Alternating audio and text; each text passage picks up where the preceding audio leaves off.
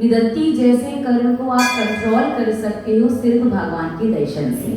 तो आपको देव दर्शन की सही विधि को समझना है, ताकि यदि आप डेली सही विधि से दर्शन करेंगे तो 60 से 70% तक आप अपने अशुभ कर्मों के फल को, अशुभ कर्म की शक्ति को कम कर सकते हो। आपकी लैंग्वेज में यदि हम आपसे कहें कि मान लीजिए आपने किसी से 1 किलो सोना उधार लिया। 1 किलो सोना में रेट क्या चल रहा है सोने का, गोल्ड का? ये सबको पता है। देव दर्शन कैसे करते हैं पता हो या ना हो, गोल्ड का रेट सबको पता है। तो लगभग 1 किलो सोना कितने का हुआ?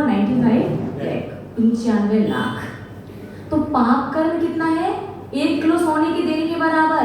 लेकिन आपने डेली सही विधि से, पूरी विधि से भगवान के दर्शन करना शुरू कर दिया। आपको ज्यादा कुछ चेंज नहीं करना, बस थोड़ी सी सही से क्रिया को समझना है, थोड़ा सा अपने अंदर परिवर्तन करना है। अब देना तो आपको 1 किलो ही पड़ेगा।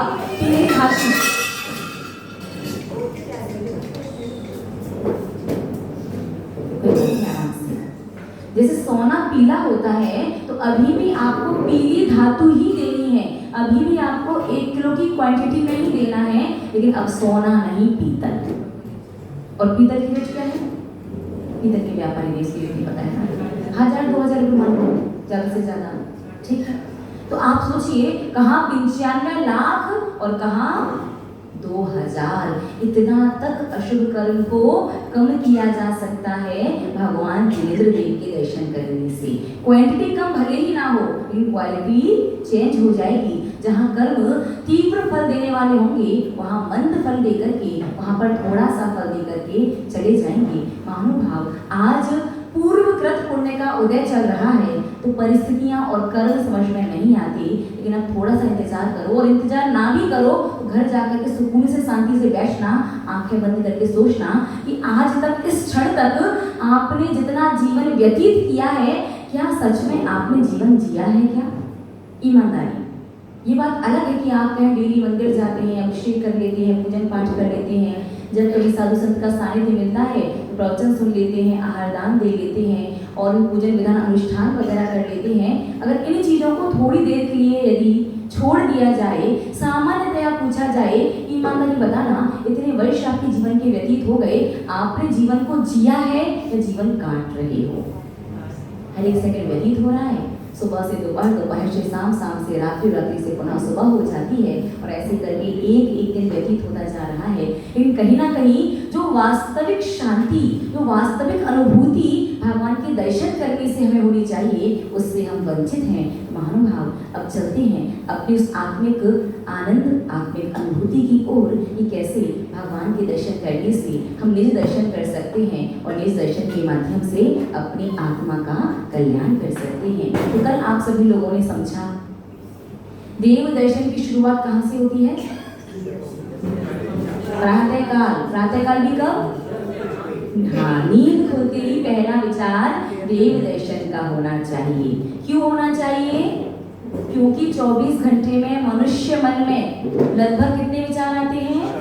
40 करोड़ विचार आते हैं। तो पहला विचार जैसा होगा, दिन भर में अधिकांश विचार वैसे ही होंगे। तो पहला विचार जब भगवान के दर्शन का आया, फिर उठ करके आप तैयार हो गए, अब घर से चल दिए हैं भगवान के दर्शन करने के लिए, तो आप जैसे ही मंदिर पहुंचोगे, चाहे आप गाड़ी से आओ, चाहे जूता चप्पल पहन करके आओ, चाहे नंगे पांव आओ, चाहे पैदल आओ, कैसे भी आओ, लेकिन आपको मंदिर में सर्वप्रथम अपने दोनों पैरों को धोना होगा। और एक और बात, जैसे पैर आप आहार के समय चौके के बाहर धोते हो, ऐसे नहीं धोना। समझ में है ना? मंदिर का तुम्हें पता नहीं, जब पड़गान करके श्रावक चौके में लेकर के जाता है, तब हमने देखा है कि एक व्यक्ति पैर धोता है। व्यक्ति नहाने में, संसार में कितना भी पानी व्यर्थ करे, उस समय पानी का विकल्प नहीं आता, उसे सारा का सारा पानी चौके में ही बचाना है। श्रावक इतना सा पानी, आधा ग्लास से भी कम पानी लेते हैं, उस पानी को पैरों पर ऐसे डालते हैं कि अंगुली और पंजा भी ठीक से गीला नहीं हो पाता, और एड़ी तक तो पानी पहुंचता ही नहीं है। और एक व्यक्ति ने इतने से पानी में पैर धोए, और 2-4 लोग छप छप करके उसी पानी में पैर धो के अंदर पहुंच जाते हैं। एड़ी देखने में आता, इस तरह से पैर नहीं धोए जाते। आप जिनागम को उठा करके देख लीजिए, आगम में कहानी आती है राजा करकंडू की। ये वास्तविक कहानी है। एक राजा था करकंडू नाम का, बड़ी अपार संपत्ति, अपार वैभव, लेकिन बचपन से लेकर के मृत्यु तक पूरे जीवन उसके दोनों हाथों में, दोनों पैरों में खाज खुजली का रोग था। खाज खुजली समझते ना, इसमें जब खुजली होती है तो खुजाना ही पड़ता है, मन मानता ही नहीं है, और जब खुजा लो तो उसके बाद फिर जो जलन होती है, ऐसा लगता है कि प्राण नहीं निकल रहे, बाकी सारे सब कुछ हो गया।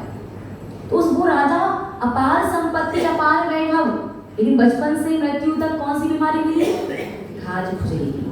उसके मन में बार बार विकल्प आता, जैन कुल मिला है, इतनी संपत्ति वैभव मिला है, फिर मुझे ये बीमारी बचपन से क्यों मिली? एक दिन अवधि ज्ञानी मुनिराज का संयोग मिला। मुनिराज से पूछा कि हे साधु परमेश जी, मुझे ये रोग बीमारी किस कर्म के उदय से मिली है? तो मुनिराज ने बताया कि पूर्व के भव में जब तुम एक ग्वाले थे, ग्वाला समझते ना, जो गाय चराने का कार्य करता है, जब तुम एक ग्वाले थे, तब तुम जंगल में गाय चराते हुए तुमने देखा एक तालाब में सहस्त्र दल, 1000 पापड़ी का कमल खिला हुआ है। तुम्हें वो कमल इतना अच्छा लगा कि तुमने उस कमल को तोड़ लिया। कमल को तोड़ा तो उस कमल के उस स्थान के जो रक्षक देव थे, यक्ष देव थे, वो प्रकट हो गए और उन्होंने तुमसे कहा कि तुमने व्यर्थ में क्यों तोड़ा है, तुम्हें पनिश किया जाएगा, और तुम पनिशमेंट से बचना चाहते हो तो ये कमल का जो पुष्प है वो संसार के सर्वश्रेष्ठ व्यक्ति को समर्पित कर दो, क्योंकि वापस तो लगाया नहीं जा सकता, तो व्यर्थ करने से अच्छा क्या है, संसार के सर्वश्रेष्ठ व्यक्ति को समर्पित कर दो।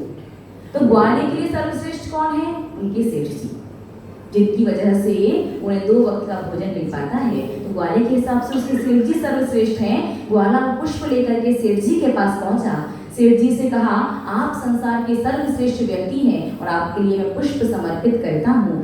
सेठ जी ने कहा, मैं सर्वश्रेष्ठ नहीं, मुझसे श्रेष्ठ तो हमारे गुरु होते हैं, साधु होते हैं, जिनकी वजह से हमें ज्ञान का उपदेश मिलता है, मोक्ष मार्ग पर चलने का साहस मिलता है। ये पुष्प आपको गुरुओं को समर्पित करना चाहिए। वो ग्वाला दौड़ा भागा गुरुओं के पास गया। गुरु महाराज से कहा कि आप संसार के सर्वश्रेष्ठ व्यक्ति हैं, ये पुष्प मैं आपको समर्पित करना चाहता हूँ। मुनिराज ने कहा कि मैं संसार का सर्वश्रेष्ठ व्यक्ति नहीं हूँ, मुझसे सर्वश्रेष्ठ तो भगवान जिनेंद्र देव हैं। और ग्वाला भागा दौड़ा जिन मंदिर पहुंचा और जिन मंदिर पहुंच करके वो पुष्प भगवान जिनेंद्र देव को समर्पित कर देता है। महानुभाव, थोड़ा सा विचार कीजिए, वो ग्वाला अपने पूरे जीवन में एक बार, सिर्फ एक बार जिन मंदिर गया, उसने भगवान को सिर्फ एक द्रव्य चढ़ाई। एक बार एक द्रव्य चढ़ाने से उस ग्वाले ने ऐसे पुण्य का बंद किया कि वहां से जैन कुल प्राप्त करके समृद्धशाली राजा करकंडू बना। लेकिन कीचड़ में कमल खिलता है, मिट्टी में दौड़ भाग करने के बाद भी बिना हाथ पैर धोए वो ग्वाला जिन मंदिर में प्रवेश कर गया था। हाथ पैरों में मिट्टी और गंदगी लगी हुई थी, इसलिए उसे एक भव के लिए कौन सी रोग बीमारी मिली? खाज खुजली की। अब आप सोचिए, यदि आप मंदिर में बिना हाथ धोए, बिना अच्छे से पैर धोए प्रवेश करोगे तो एक दिन का पनिशमेंट एक भव तक भोगना पड़ा। और आप लोग तो कितने दिन करते हो? पहली बात तो आपको ध्यान देना चाहिए, पैर धोए कैसे जाते हैं। सबसे पहले एड़ी को थोड़ा सा ऊपर करके एड़ी पर पानी डालिए, ताकि एड़ी का पानी आगे बह करके पंजों की ओर आ जाए। फिर थोड़ा सा पानी पंजे और अंगुलियों पर डाल करके पूरे पैर को अच्छे से व्यवस्थित धोना चाहिए। उसके बाद अपने दोनों हाथों को धोना चाहिए। तत्पश्चात जिन मंदिर की ओर चलना चाहिए। बात समझ में आई? राजा करकंडू समृद्धशाली राजा बना, आगे चलकर के मोक्ष को प्राप्त करेगा, लेकिन एक पूरे भव खाज खुजली की रोग बीमारी से उसे परेशान रहना पड़ा कि भगवान के जिन मंदिर में वो बिना हाथ पैर धोए चला गया था। महानुभाव, शास्त्रों में लिखा है, सच्ची श्रद्धा भक्ति समर्पण के साथ सही विधि से अगर एक द्रव्य भी समर्पित करोगे तो तर जाओगे।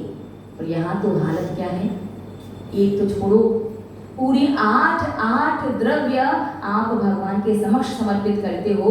जब तिरंगे तब तिरंगे, वर्तमान का भी ठीक से ठिकाना नहीं है। आप इस विश्वास से बोल ही नहीं सकते कि मैं पूजन करके आया हूँ, और अभी मुझे जीवन में आनंद मंगल है, शांति है, सुकून है, मैं आत्मिक सुख की अनुभूति कर पा रहा हूँ, किंचित मात्र भी अनुभूति नहीं कर पाते। क्यों? क्योंकि कहीं ना कहीं दो चीजें बहुत ज्यादा चल रही हैं। पहली, दिखावा, है ना। यदि कोई व्यक्ति फोटो खींच रहा हो, वीडियो बन रही हो, तो जितने भक्ति भाव से आप दर्शन करते हो, ऐसा लगता है आपसे बड़ा कोई भक्त नहीं। और जब कोई व्यक्ति ध्यान नहीं दे रहा आप पर, तो आपके दर्शन कैसे होते हैं? भगवान से ज्यादा बाकी सभी लोगों पर ध्यान जाता है। तो महानुभाव द्रव्य पर जब आएंगे तब इस बात को विस्तार से बताएंगे। पहले देव दर्शन पर पुनः जाते समय अपनी गति से चल रहा है। तो सर्वप्रथम देव दर्शन की शुरुआत घर से होती है। उसके बाद जैसे ही आप जिन मंदिर पहुंचे, सबसे पहले आपको अपने दोनों पैरों को एड़ी से लेकर के आगे पंजे तक, अंगुलियों तक अच्छे से धोना है। अपने दोनों हाथों को भी व्यवस्थित धोना है। उसके बाद जैसे ही आप चौखट पर पहुंचेंगे, आप वर्तमान की बात नहीं कर रहे, वर्तमान की किसी पुस्तक में, संकलित पुस्तक में आपको किसी पंडित विद्वान का लिखा हुआ मिल जाए तो हम नहीं कह रहे, पूर्वाचार्य के आप 15वीं शताब्दी तक के आचार्य का कोई भी ग्रंथ उठा लीजिए। आचार्य भगवंत कहते हैं कि जिन मंदिर के समक्ष पहुंच करके, देहरी के समक्ष पहुंच करके अपने दोनों हाथों को जोड़ करके, मस्तिष्क को झुका करके, जिन चैत्यालय की वंदना करके फिर जिन मंदिर में प्रवेश किया जाता है, वैसे हमने फर्स्ट डे बताया था, आप लोगों को याद है ना, देहरी स्पर्श करनी चाहिए या नहीं? नहीं करनी चाहिए। क्यों नहीं करनी चाहिए? क्योंकि देहरी वैदिक संप्रदाय में पूज्य है। वैदिक संप्रदाय मानता है कि हिरण्यकश्यप को देहरी पर मार करके उनके भगवान ने अधर्म के ऊपर धर्म की जीत दिलाई थी, इसलिए देहरी पूज्य है। और हमारा जैन धर्म क्या कहता है? पर्टिकुलर देहरी नहीं, पूरा की पूरा जैन मंदिर पूज्य है। तो देहरी के पास पहुंच करके दोनों हाथों को जोड़ करके पूरे जिन चैत्यालय की, पूरे जिन मंदिर की वंदना करनी है। पर्टिकुलर देहरी छुएंगे तो हिरण्यकश्यप की मृत्यु की अनुमोदना का, एक पंचेंद्रिय मनुष्य को मारने का, भाव हिंसा का पाप भूलिए ना लगेगा। दूसरी बात, सबके पैर उस देहरी पर रखे जाते हैं और आपने जब देहरी छुई, सबके पैरों की गंदगी हाथों में आ गई। मंदिर में प्रवेश करके फिर आप हाथों को नहीं धोते, उन्हीं गंदगी से भरे हाथों से आप द्रव्य चढ़ाते हो। द्रव्य के साथ गंदगी भी भगवान को चढ़ जाती है। तो यदि देव शास्त्री गुरु को गंदगी समर्पित हो जाती है तो ऐसे अशुभ कर्म का बंध होता है। तो कम से कम 2.5 घंटा और अधिकतम 21 भव के अंदर अंदर विशेष प्रकार के रोग बीमारी वाला कर्म उदय में जरूर आएगा। तो विशेष आप किसी लाइलाज बीमारी से बचना चाहो या ऐसी कोई बीमारी से बचना चाहो कि लाइफ टाइम ट्रीटमेंट करवाते रहो, इलाज करवाते रहो, दवाई खाते रहो, उसका कुछ भी इलाज ना हो, बस दवाई खाते रहो, जितना जीवन है तब तक जीते रहो। अगर ऐसी बीमारी चाहते हो तो जैसा आपको करना है वैसा कीजिए। लेकिन वास्तविकता में विशेष किसी प्रकार की रोग बीमारी नहीं चाहते, लाइलाज बीमारी नहीं चाहते, तो आपको देहरी का स्पर्श नहीं करना है। अब प्रश्न ये है कि आप लोगों में से किसी ने भी वैदिक संप्रदाय को पढ़ा ही नहीं है, तो वैदिक संप्रदाय की क्रिया आपके यहाँ कैसे आ गई? प्रश्न का उत्तर आप लोग बता सकते क्या? देखा देखी भी कैसे शुरू हुई? तो महानुभाव, बात आज से 500 साढ़े 500 वर्ष पुरानी है। जब मुगलों का शासनकाल हुआ, उसके बाद अंग्रेजों का शासनकाल हुआ। मुगलों के शासनकाल में सबसे ज्यादा जैन धर्म के ऊपर उपसर्ग हुआ। सबसे ज्यादा जिन मंदिरों को, जिन प्रतिमाओं को खंडित किया गया, तोड़ा गया, तो हमारे पूर्वजों ने जिन प्रतिमा और जिन मंदिर को सुरक्षित रखने के लिए उन्हें जमीन के अंदर छुपा दिया। 300 साढ़े 300 वर्ष तक हमारे सारे जिन मंदिर अधिकांशतः जमीन के अंदर छुपे रहे। और इन 300 साढ़े 300 सालों में हमारी 8-9 पीढ़ियां संसार से चली गई। उसके बाद जब परिस्थिति सामान्य हुई, जिन मंदिरों को पुनः निकाला गया, नए मंदिरों का निर्माण किया गया, तो हमने किसे देखा? वैदिक संप्रदाय वालों को। क्योंकि हमारी और उनकी क्रियाएं बहुत सारी मिलती जुलती हैं। हमारे यहाँ भगवान की प्रतिमा होती है, उनके यहाँ भी जिन्हें वो भगवान मानते हैं उनकी मूर्ति होती है। हमारे यहाँ भगवान का अभिषेक होता है, उनके यहाँ वो उन्हें डेली नहलाते हैं। हमारे यहाँ भगवान की पूजन होती है, उनके यहाँ भगवान का भोग लगाया जाता है, उनका भोजन होता है। हमारे यहाँ भगवान की आरती होती है, उनके यहाँ भगवान की आरती होती है। तो हमने उन्हें देख देख करके करना शुरू कर दिया। और जब हमने देखा कि जब वो जब वो अपने मंदिर में प्रवेश करते हैं, इस प्रकार से वो देहरी का स्पर्श करके प्रवेश करते हैं, तो हमने भी देहरी को ऐसे छूना शुरू कर दिया। बाद में धीरे धीरे जब लोगों ने पूछा ऐसा क्यों, तो हमने अपने मन से कई उत्तर तैयार कर लिए कि ऐसे करने से जिन चैत्यालय की वंदना हो जाती है, ऐसे करने से विशेष पुण्य का आश्रम और बंद होता है, विशेष कर्मों की निर्जरा होती है, और दहेज हुए बिना तो आपके जिन मंदिर की शुरुआत हो ही नहीं सकती। ऐसे बहुत सारे असर। और हम ये नहीं कह रहे कि कोई भी आप लोग ही गलती करते हैं, हमें अपना भी याद है 12 साढ़े 12 वर्ष तक जब तक हम घर में रहे तब तक हमने खुद देहरी इतनी छुई है कि हमें ऐसा लगता था 4, 6, 8, 10 बार देहरी छू करके सीधे मोक्ष चले जाएंगे, सच में। और जिस दिन अगर देहरी नहीं छू पाई तो ऐसा लगता था कि आज कुछ अधूरा सा रह गया। बचपन से संस्कार ऐसे दिए गए, जब भी बड़े लोग जब बचपन में बच्चे को मंदिर लेकर के जाते, सबसे बड़े देहरी पर झुक जा, यही सबसे बड़ा भगवान, इसी की वंदना करके मोक्ष जाएगा। बचपन से संस्कार ऐसे दे दिए जाते हैं कि बाद में जब कोई प्रश्न उत्पन्न होता है यहाँ वहाँ से उत्तर तैयार कर लेते हैं, लेकिन बिना समीचीनता के, बिना सत्यता के हम बहुत सारे अशुभ कर्म का भी बंद करते हैं और कम पुण्य का बंद कर पाते हैं, जिसकी वजह से जब संसार में हमें पुण्य का फल कम मिलता है, सबसे पहले हमारे मन में क्या बात आती है कि पंचम काल में धर्म का फल, बोलिए ना, नहीं मिलता। कहीं ना कहीं विश्वास है ना, मन में विश्वास है, वचनों से कहो या ना कहो, वचनों से भले ही कहो कि धर्म में बहुत शक्ति है, फल मिलता है, धर्म से बहुत कुछ होता है, डेफिनेटली होता है। चौथे काल में धर्म का जो फल मिलता था वही पंचम काल में मिलता है। चौथे काल में धर्म का जो प्रभाव था वही पंचम काल में है। बस आपको थोड़ा सा अपनी क्रियाओं को संशोधित करने की आवश्यकता है। थोड़ा सा संशोधन करोगे, आपको आपकी क्रिया का फल अपने आप मिलने लग जाएगा। पंचम काल में लोग धर्म तो करते हैं, लेकिन पता है कैसे करते हैं? एक दृष्टांत, एक कहानी छोटी सी याद आ रही है। एमपी में बुंदेलखंड में एक परंपरा है, एक प्रथा है, पहले के टाइम थी, अभी तो नहीं है। पहले के समय जब कोई मेहमान किसी के घर पर आता था तो भोजन की थाली के साथ साथ उसे एक छोटी सी लकड़ी का टुकड़ा परोसा जाता था। क्यों? क्योंकि बच्चा से भी कुछ फंस जाए भोजन के दौरान तो उसे मांगने में शर्म आए, मेहमान है, मांगे या ना मांगे, तो वो लकड़ी का टुकड़ा इसलिए परोसा जाता था ताकि वो उस अन्न के कण वगैरह को दांत में से निकाल के साफ कर सके। एक परिवार में मेहमान आई, सासू माँ ने भोजन परोसा, थाली के साथ एक छोटी सी लकड़ी का टुकड़ा भी परोसा। बड़ी बहू ने देखा कि माँ जी जब भी भोजन परोसती है मेहमान को तो एक छोटी सी लकड़ी का टुकड़ा भी परोसती है। बहू ने भी यही फॉलो करना शुरू कर दिया। एक दिन घर पर सासू माँ जी नहीं थी, मेहमान आ गए, छोटी लकड़ी का टुकड़ा भी नहीं था, तो पहली बहू ने थोड़ा सा बड़ा लकड़ी का टुकड़ा परोस दिया। थोड़ा समय व्यतीत हुआ, घर में दूसरी बहू आई। दूसरी बहू ने देखा कि बड़ी भाभी जी जो हैं वो मेहमान को भोजन के साथ थोड़ी सी बड़ी लकड़ी का टुकड़ा परोसती हैं। थोड़ा समय व्यतीत हुआ, एक दिन घर पर दूसरी बहू अकेली थी, घर पर मेहमान आए, थोड़ी सी बड़ी लकड़ी का टुकड़ा नहीं था, उसने चूल्हे से बड़ा लकड़ी का टुकड़ा निकाला, परोस दिया। समय व्यतीत हुआ, तीसरी बहू आई, सबसे छोटी, उसने देखा कि बीच की जो भाभी जी हैं वो मेहमान को भोजन के साथ थोड़ी सी बड़ी लकड़ी का टुकड़ा परोसती हैं।